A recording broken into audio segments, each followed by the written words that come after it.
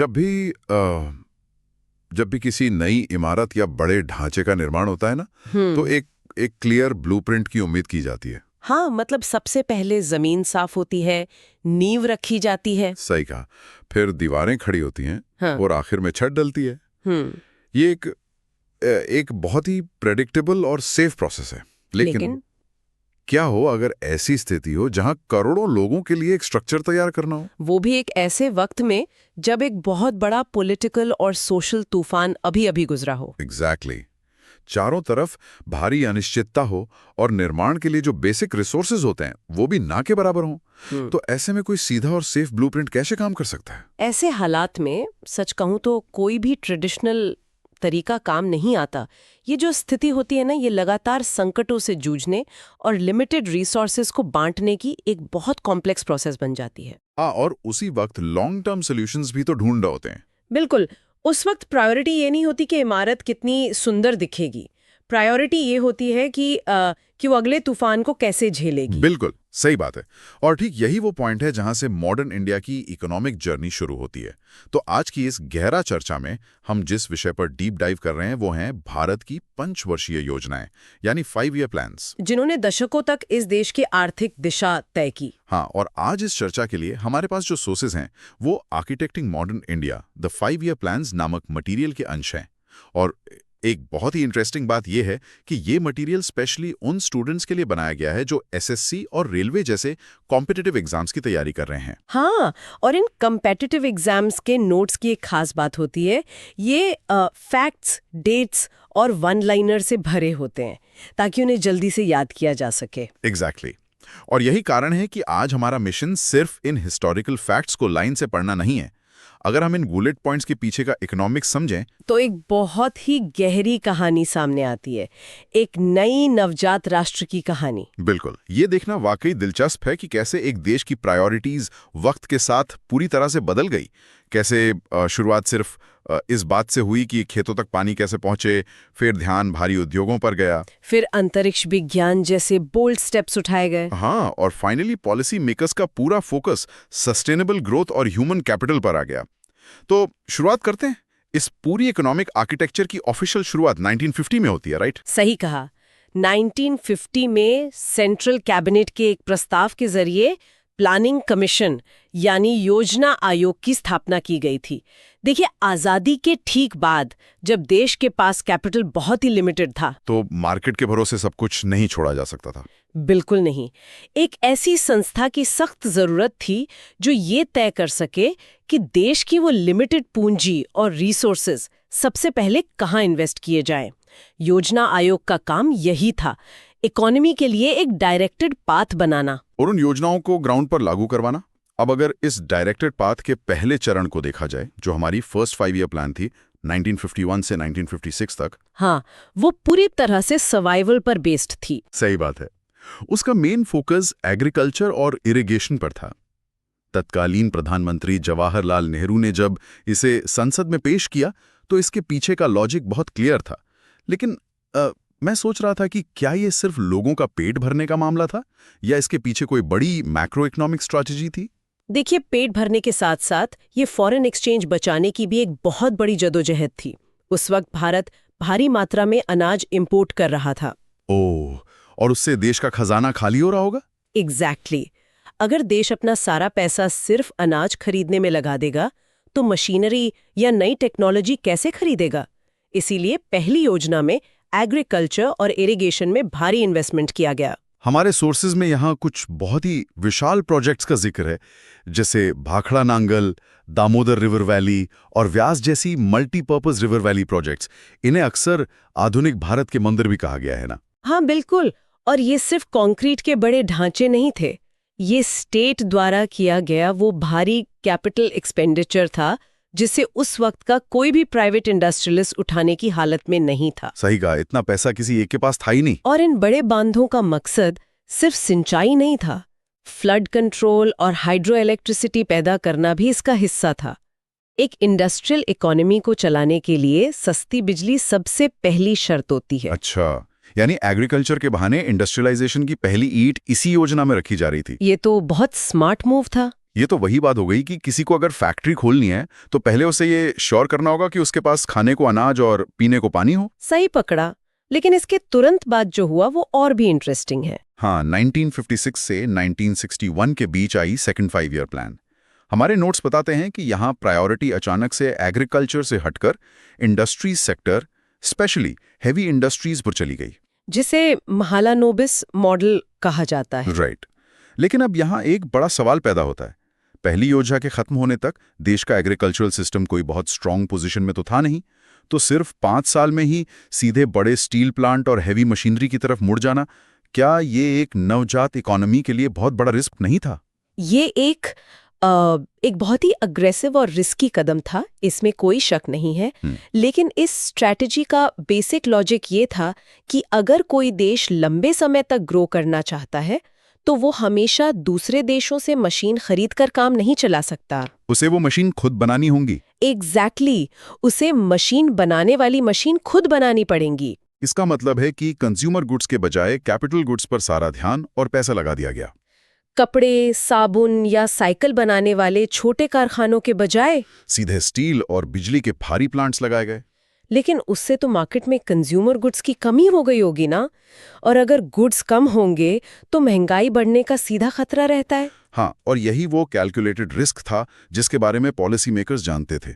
उन्हें पता था कि भारी उद्योगों पर पैसा लगाने से तुरंत रोजगार या उपभोग के साधन नहीं बढ़ेंगे। हाँ, लोगों को कुछ वक्त के लिए परेशानी उठानी पड़ेगी। बिल्कुल, और इन्फ्लेशन की आ सकता है। लेकिन उनका मानना था कि एक बार जब देश में अपना स्टील और अपनी मशीनरी बनने लगेगी तो फ्यूचर में कंज्यूमर गुड्स का प्रोडक्शन कहीं ज्यादा तेजी से और सस्ते में हो सकेगा। हाँ, यानी ये फ्यूचर की आत्मनिर्भरता के लिए प्रेजेंट के उपभोग को कम करने की एक स्ट्रैटेजी थी, एक तरह का आर्थिक जुआ। सही शब्द इस्तेमाल किया आपने। ये लॉन्ग टर्म सेल्फ रिलायंस के लिए शॉर्ट टर्म स्टेबिलिटी को दांव पर लगाना था। लेकिन इस ब्लूप्रिंट को रियल वर्ल्ड के झटकों का सामना करना पड़ा। सोर्स एक्सप्लिसिटली हाईलाइट करते हैं कि थर्ड 5 ईयर प्लान, जो 1961 से 1966 तक थी, वो बुरी तरह फेल हुई। इसका एम तो इकोनॉमी को सेल्फ रिलायंट बनाना और टेक ऑफ स्टेज तक पहुंचाना था। फिर ये फेल क्यों हुई? थ्योरी और रियलिटी के बीच इतनी बड़ी खाई कैसे आ गई? देखिए, इस फेलियर का सबसे बड़ा कारण इस प्लान की इंटरनल कमियां नहीं थी, बल्कि एक्सटर्नल शॉक्स थे। 1962 का युद्ध, फिर 1965 का युद्ध। ओह, चाइना और पाकिस्तान के साथ जो वॉर्स हुए। हाँ, और उसी दौरान पड़े सदी के कुछ सबसे भयंकर सूखे।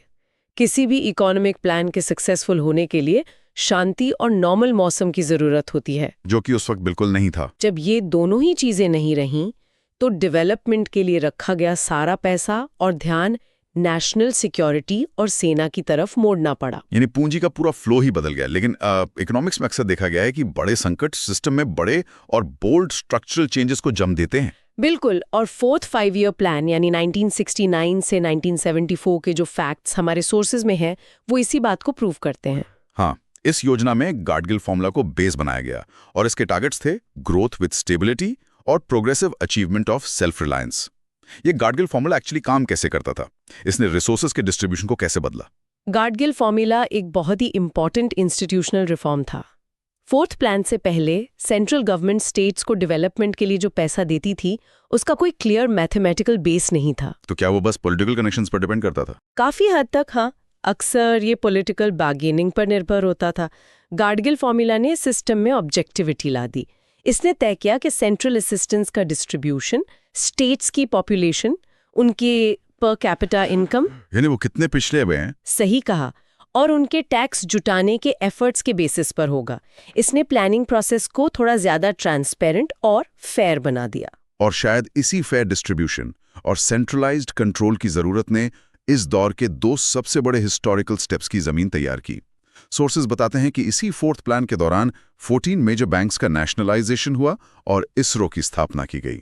ये दोनों ही कदम अपने आप में गेम चेंजर्स थे। वही मैं सोच रहा था कि क्या 1960 के वॉर्स और भयानक फूड क्राइसिस ने ही सिस्टम को इतना मजबूर कर दिया था कि गवर्नमेंट को प्राइवेट बैंक्स पर डायरेक्ट कंट्रोल करना पड़ा और स्पेस टेक की तरफ रुख करना पड़ा? इसमें कोई शक नहीं है।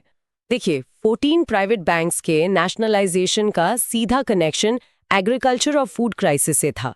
60s के सूखे ने दिखा दिया था कि एग्रीकल्चर को मॉडर्नाइज करने की सख्त जरूरत है, जिसके लिए ग्रीन रेवोल्यूशन लाया गया। लेकिन किसानों को नए बीज और फर्टिलाइजर खरीदने के लिए लोन चाहिए था। एग्जैक्टली और उस वक्त प्राइवेट बैंक्स मेन रूप से सिर्फ बड़े इंडस्ट्रियलिस्ट को लोन देते थे। वो गांव में किसानों तक पहुंच ही नहीं रहे थे। इसीलिए गवर्नमेंट ने इन 14 बड़े बैंक्स का नेशनलाइजेशन किया, ताकि कैपिटल का फ्लो क्लास बैंकिंग से हटकर मास बैंकिंग और एग्रीकल्चर की तरफ मोड़ा जा सके। क्या कमाल का शिफ्ट था ये। और आईएसआरओ के बारे में क्या लॉजिक था? एक देश जो अभी अनाज के संकट से उभरा हो, वो अचानक रॉकेट और सैटेलाइट के बारे में क्यों सोचने लगा? ये एक बहुत कॉमन मिसकंसेप्शन है कि स्पेस प्रोग्राम एक लग्जरी थी। डॉक्टर विक्रम साराभाई का क्लियर विजन था कि अगर एक डेवलपिंग नेशन को अपनी जमीनी समस्याओं को सुलझाना है तो उसे एडवांस्ड टेक का सहारा लेना ही होगा। अच्छा, तो मतलब इसरो का कनेक्शन भी सीधा आम आदमी से था? बिल्कुल। इसरो की स्थापना मौसम की एक्यूरेट प्रेडिक्शन करने के लिए की गई थी, जो एग्रीकल्चर की लाइफलाइन है। इसके अलावा पूरे देश में कम्युनिकेशन सेटअप करना और रिसोर्सेज की मैपिंग करना, ये टेक्नोलॉजिकल लीप उस वक्त देश के लिए अनिवार्य थी। तो अगर हम यहाँ तक की जर्नी देखें, हैवी इंडस्ट्री लग गई, बैंक्स के जरिए पैसे का फ्लो कंट्रोल हो गया और टेक इंस्टीट्यूशंस बन गए। लेकिन क्या ये सब आम इंसान के जीवन को इम्प्रूव कर पा रहा था? यही तो सबसे बड़ा सवाल था जो 5th 5-year प्लान में उठा, जो 1974 से 1978 तक चला। हाँ, नोट्स बताते हैं कि पॉलिसी मेकर्स ने आखिरकार ये मान लिया कि सिर्फ ऊपर से ग्रोथ रेट बढ़ाने से उसका फायदा ट्रिकल डाउन होकर सबसे गरीब इंसान तक अपने आप नहीं पहुंचता है। इस प्लान का मेन स्लोगन ही था, गरीबी हटाओ और रोजगार बढ़ाना। ये आर्थिक सोच में एक बहुत बड़ा शिफ्ट था। अब मैक्रो लेवल के बड़े टारगेट से ध्यान हटाकर माइक्रो लेवल के वेलफेयर इकोनॉमिक्स पर जोर दिया जाने लगा। इसी दौरान मिनिमम नीड्स प्रोग्राम यानी एनएमपी शुरू किया गया, जिसका सीधा मकसद था प्राइमरी एजुकेशन, रूरल हेल्थ, पीने का पानी और गांव की सड़कें जैसी बेसिक चीजें सीधे आम जनता तक पहुंचाना। सही कहा। लेकिन यहां आकर पॉलिटिक्स ने इकोनॉमिक्स के इस फ्लो में सीधा दखल दे दिया। सोर्सेज में एक बहुत ही इंपॉर्टेंट हिस्टोरिकल फैक्ट दर्ज है। 1978 में सत्ता परिवर्तन के बाद नई मोरारजी देसाई गवर्नमेंट ने इस 5th प्लान को उसके 5 साल पूरे होने से पहले ही स्क्रैप कर दिया। हाँ, और उसकी जगह एक बिल्कुल नई कॉन्सेप्ट पेश की गई, रोलिंग प्लान। अब एग्जाम नोट्स में तो ये सिर्फ एक लाइन में लिखा होता है, लेकिन एक इकोनॉमी के लिए रोलिंग प्लान का टेक्निकल मतलब क्या है? ये पुराने ब्लूप्रिंट से अलग कैसे था? ये तो वही बात हो गई ना कि एक गेम के बीच में ही मैं कोच बदल जाऊं और नया कोच पुरानी स्ट्रैटेजी को रोककर अपनी नई स्ट्रैटेजी लगा दे। ये एनालॉजी काफी एक्यूरेट है। देखिए, पुराने ब्लूप्रिंट्स की प्रॉब्लम ये थी कि वो 5 साल के लिए पत्थर की लकीर बन जाते थे। अगर बीच में कोई बड़ा इकोनॉमिक संकट आ गया, तब भी टारगेट्स वही रहते थे, जो कि एंड में फेल हो जाते थे। एग्जैक्टली। रोलिंग प्लान को ज्यादा फ्लेक्सिबल बनाने के लिए डिजाइन किया गया था। इसमें 3 लेवल्स पर प्लानिंग होती थी। पहली, करंट ईयर के लिए एक प्लान जिसमें एनुअल बजट शामिल था। दूसरी, 3, 4 या 5 साल के एक प्लान। और तीसरी, 10 या 15 साल का एक लंबा पर्सपेक्टिव। समझ गया। इसे हम एक जीपीएस नेविगेशन सिस्टम की तरह देख सकते हैं। पुरानी योजनाएं एक पेपर मैप की तरह थीं, जिस पर 5 साल का रास्ता एक बार में ड्रॉ कर दिया। रास्ते में गड्ढा आए या पुल टूटा हो, आपको उसी लाइन पर चलना है। लेकिन रोलिंग प्लान एक जीपीएस की तरह था, जो हर साल इकोनॉमी की रियल टाइम सिचुएशन को असेस करता था और नई कंडीशन जैसे महंगाई या एग्रीकल्चर प्रोडक्शन के हिसाब से आगे के रास्ते को तुरंत रिकैलकुलेट कर लेता था। बिल्कुल। हालांकि पॉलिटिकल इंस्टेबिलिटी की वजह से ये रोलिंग प्लान बहुत लंबे समय तक नहीं चल सका, लेकिन इसने एक लेसन जरूर दिया कि इकोनॉमिक प्लानिंग में फ्लेक्सिबिलिटी होना कितना जरूरी है। इसके बाद हमारे सोर्सेज बीच के कुछ दशकों को स्किप करते हुए सीधे मॉडर्न एरा में आते हैं। 9th 5-year प्लान 1997 to 2002 और 10th प्लान 2002 to 2007 तक आते आते हम इकोनॉमिक वोकैबुलरी में एक बहुत ही बड़ा बदलाव देखते हैं। अब सिर्फ ग्रोथ की बात नहीं हो रही थी। सही कहा। 9th प्लान में फेयर डिस्क्रिप्शन यानी न्यायपूर्ण विवरण को प्रायोरिटी दी गई, और 10th प्लान में सोशल जस्टिस, इक्वालिटी और इंक्लूसिव ग्रोथ पर जोर दिया गया। साथ ही 8% जीडीपी ग्रोथ का टारगेट रखा गया। इकोनॉमिक्स के कॉन्टेक्स्ट में इस फेयर डिस्ट्रीब्यूशन या डिस्ट्रीब्यूटेड जस्टिस का मतलब क्या था? देखिए, 90s में जो लिबरलाइजेशन हुआ, उसके बाद स्टेट ने इकोनॉमी पर से अपना कंट्रोल कम कर दिया था। मार्केट खुल चुका था, ऐसे में जीडीपी बड़ी तेजी से बढ़ने लगी थी। पैसा तो बन रहा था। पैसा बन रहा था, लेकिन फेयर डिस्ट्रीब्यूशन का मतलब ये एक्सेप्ट करना था कि फ्री मार्केट वेल्थ तो क्रिएट कर सकता है, लेकिन वो उस वेल्थ को सोसाइटी के हर सेक्शन में इक्वल तरीके से बांट नहीं सकता। तो स्टेट को अब फैक्ट्री लगाने के बजाय इस बात पर ध्यान देना था कि जो नई वेल्थ बन रही है उसका फायदा सबसे मार्जिनलाइज्ड और निचले तबके तक कैसे पहुंचे, ताकि आर्थिक खाई ना बढ़े। एग्जैक्टली। और ये इंक्लूसिव ग्रोथ का कॉन्सेप्ट 11th 5-year प्लान जो 2007 से 2012 तक था, उसमें अपने पीक पर पहुंचता है। इसका एक्सप्लिसिट टारगेट था rapid and inclusive growth. Notes में यह भी लिखा है कि इसी दौरान 2009 में राइट टू एजुकेशन एक्ट लाया गया, जो 2010 में इंप्लीमेंट हुआ। अगर इसे इकोनॉमिक पॉइंट ऑफ व्यू से देखा जाए तो प्राइमरी एजुकेशन को एक लीगल राइट बना देना सिर्फ एक सोशल पॉलिसी नहीं है ना, ये तो ह्यूमन कैपिटल में किया गया अब तक का सबसे बड़ा इन्वेस्टमेंट था। मैं पूरी तरह अग्री करती हूँ। एक नॉलेज बेस्ड मॉडर्न इकोनॉमी में बिना एजुकेटेड वर्कफोर्स के 8% या 9% की ग्रोथ रेट को मेंटेन करना सिंपली इम्पॉसिबल है। सही बात है। आरटीई ये इंश्योर करने का एक मैकेनिज्म था कि डेवलपमेंट की रेस में कोई भी बच्चा सिर्फ इसीलिए पीछे ना छूट जाए क्योंकि उसके पास पढ़ाई अफोर्ड करने के पैसे नहीं हैं। इसकी थीम तो और भी ब्रॉड थी, faster, more inclusive and sustainable growth. इसमें एजुकेशन के साथ साथ स्वच्छ भारत अभियान जैसे प्रोग्राम्स पर भी फोकस किया गया। यहाँ ये सस्टेनेबल शब्द का जुड़ना क्या बताता है? ये इकोनॉमिक मैच्योरिटी की निशानी थी। ये इस बात का प्रूफ था कि मॉडर्न इंडिया ये समझ चुका था कि ब्लाइंड इंडस्ट्रियलाइजेशन अगर हमारे एनवायरनमेंट और पब्लिक हेल्थ को बर्बाद कर रहा है तो वो सच्चा डेवलपमेंट नहीं है। बिल्कुल। आप सिर्फ आज की जीडीपी बढ़ाने के लिए कल के नेचुरल रिसोर्सेज को डिस्ट्रॉय नहीं कर सकते।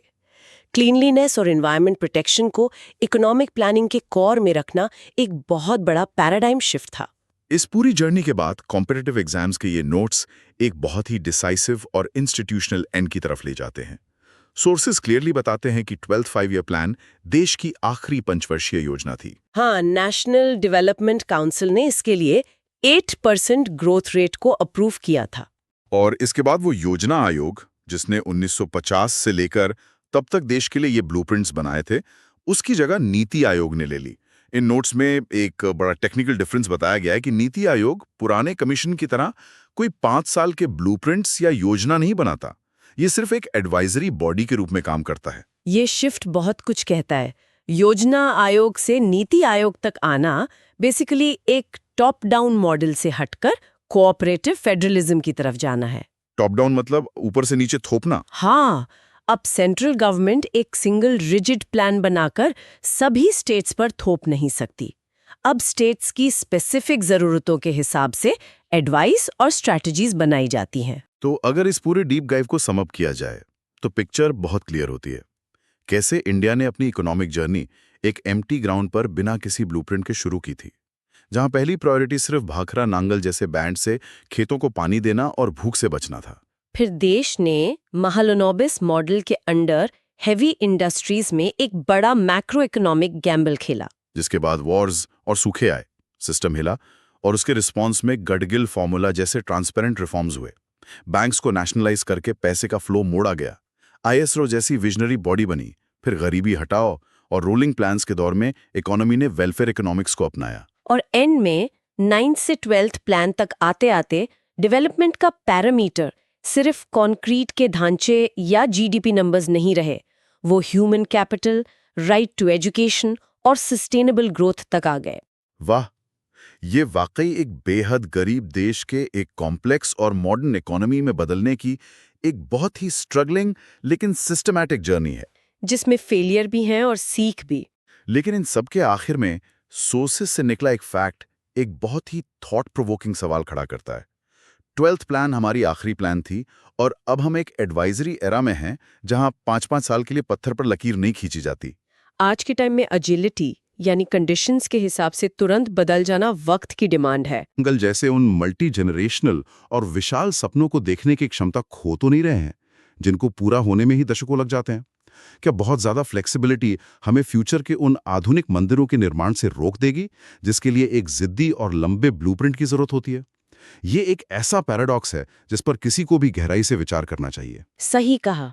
लॉन्ग टर्म विजन और शॉर्ट टर्म एजिलिटी के बीच बैलेंस ढूंढना ही आने वाले वक्त की सबसे बड़ी इकोनॉमिक चैलेंज होगी। बिल्कुल। अगली बार जब कोई इन ड्राई फैक्ट्स और डेट्स को पढ़े तो ये ध्यान में रखना चाहिए कि इनके पीछे सिर्फ कमिटीज के कुछ डिसीजंस नहीं है, बल्कि एक पूरे राष्ट्र के अस्तित्व, उसके एक्सपेरिमेंट्स और एक बेहतर फ्यूचर को बनाने का पूरा इकोनॉमिक्स छुपा है। आज की इस चर्चा में बस इतना।